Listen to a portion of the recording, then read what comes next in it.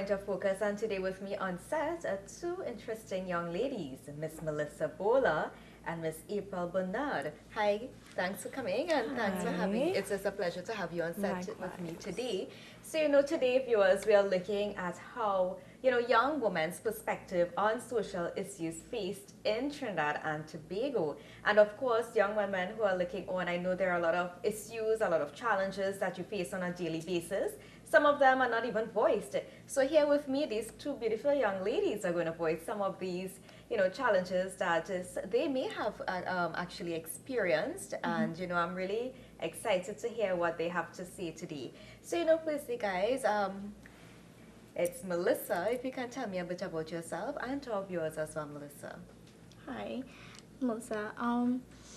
Well, first of all, sexual harassment, the way a woman dressed to go out. The way they dress, fellas, they approach you in the wrong way. When you travel in taxis, they touch you, they watches you away, the way they talk to you. Yeah. So that's one of the issues that you have actually faced as a young lady. Yeah. Okay, and how have you actually dealt with it? I mean, it must be very uncomfortable, Yes. a young woman, and I mean, traveling, there are other young women who maybe go through the same thing on a daily basis. Some of them may be isolated, may be very shy, and they may not know who to say, what to, or how to speak out. So what is your advice? To me, you're traveling, you try to, if you're alone, either you go in the front of the car and sit down because, it'll be you alone. If you're in the back seat, keep it and, you either be on your phone, get caught up in something else. So, you will draw attractions to those fellas. Yes. Yeah. So those are some of the measures you think that young women can put in place. Yeah. And what about you, April? Can you tell us a bit about yourself? Hi, I'm 29 years old, so I'm a bit more experienced, so I can actually input in the same point that she was making reference to. I have traveled in taxis next to guys from Port of Spain to South, and these guys, secret ladies, their hand just touch you. Yes. And you're just stunned, you don't know what to do. And what I happened to do at that time, I just told the taxi driver, I am uncomfortable, and the person next to me, and so forth. So for other women, they can voice that. So don't be afraid, Yes, it's something to be very terrified about, but you have to speak up about it. So. Yes. And there are different forms and different fashions of sexual harassment.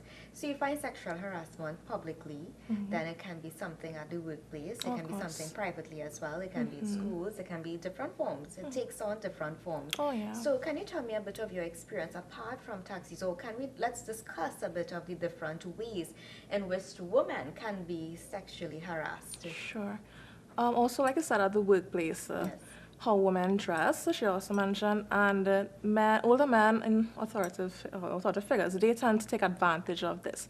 Not taking away from the point that women aren't free to dress how they want to express themselves, but men kind of get, I don't know, well, I guess the sexual nature, men, women, so, they look at, all right, and by nature, this person doesn't need to be pursued. She's dressed sexually. I can see her butt. I can see her boobs print out more. So they get a little more confidence with that.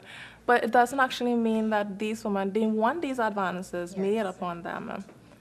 So I think young women, they need to take precaution of how they dress, yes, but their sense of individuality. So, and also, what else can we say? Talk about the sexual harassment. What are your views, Melissa? I mean, let's look at, we're talking about sexual harassment in the workplace, and you mentioned some important points in terms of dress code. And I think decency is something that's lacking currently in our society. Oh, yeah. A lot of women, they do not dress very decent. A lot of their body is exposed, and they are comfortable with that. And I think it's one of the indicators of sexual harassment.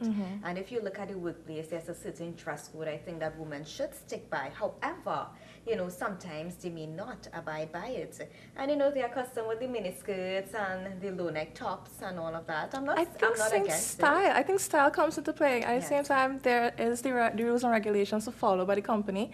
But I think everybody, they try to I don't know, like bend it a little bit by putting our heel at a little higher, probably wearing the skirt a little short. Remember in secondary school, we would inch up the skirt, hem it up a little bit, bit by bit. That's a bend it, not really break it, but bend it.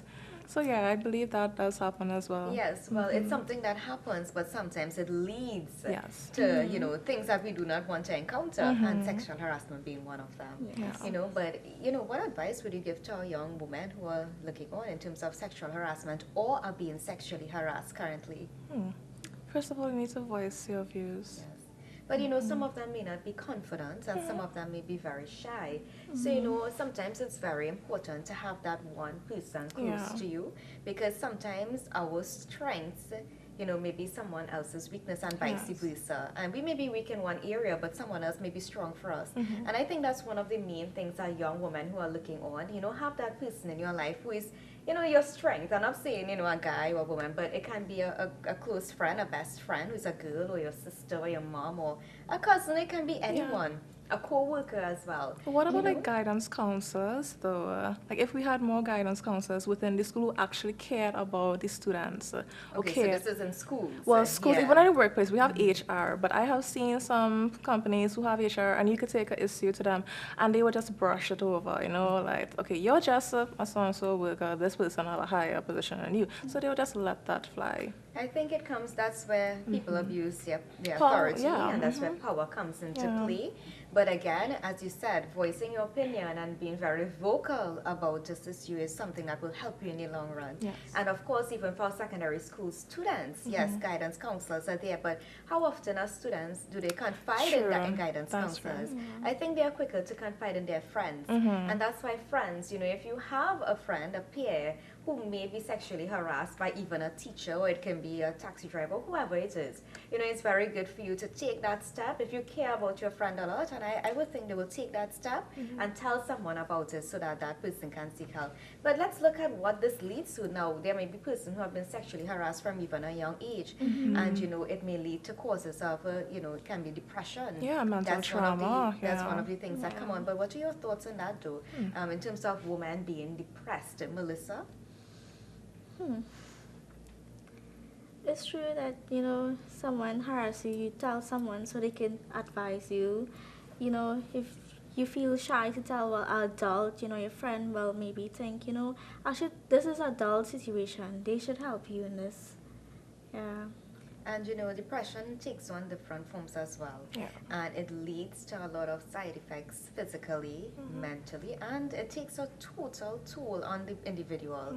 What are your thoughts on it, April?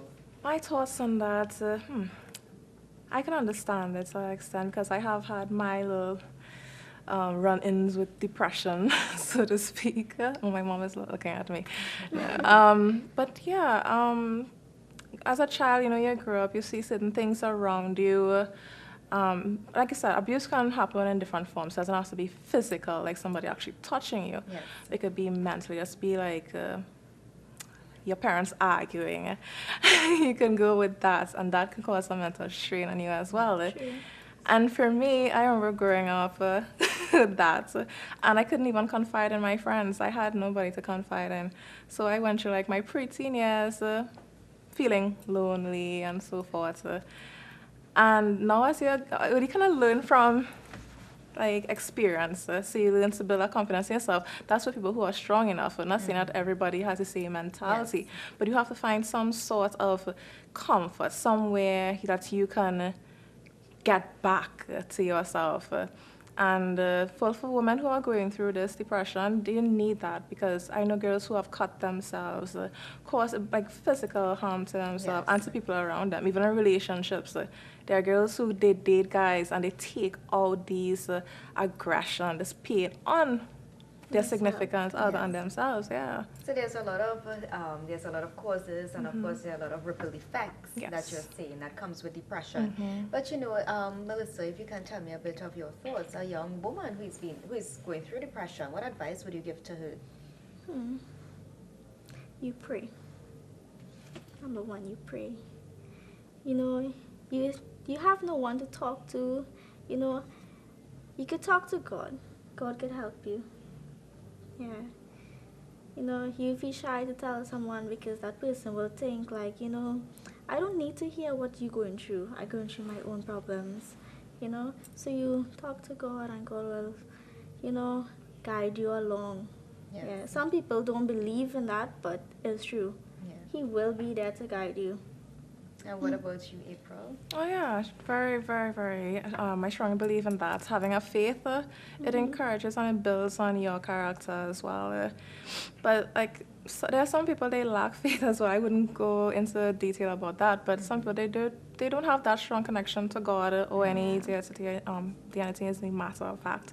But you can turn, like I said, to a close friend or a family member, or if you just know someone, reach out to somebody who has experienced it themselves. Because I know our girl, she actually went online and, well, she loves to read. And this author, she wrote books based on sexual abuse.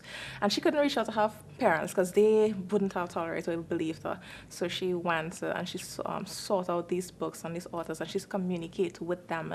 And so yeah, prayer, any form of comfort to get you through that, I could actually encourage. And I endorse that, you know, positivity and having positive people around you is these are some of the major factors and the contributors to really going ahead and moving forward from your challenges.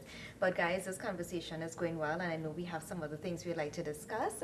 But let's take a short break, and when we come back, we'll further our discussion on social issues that young women face in Trinidad and Tobago. You're watching Point of Focus, and we'll be right back.